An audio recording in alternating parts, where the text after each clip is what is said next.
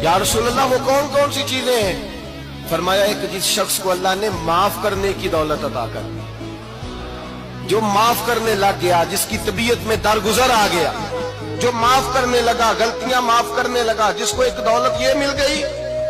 और दूसरा मेरे मुस्तफा ने फरमाया जिसे अल्लाह ने यकीन की दौलत अता फरमा दी। जिसको ये दो दौलतें मिल जाए, एक दरगुजर करना, दूसरा रब रसूल पे यकीन कामिल रखना, उसे कायनात की हर शय मिल गई।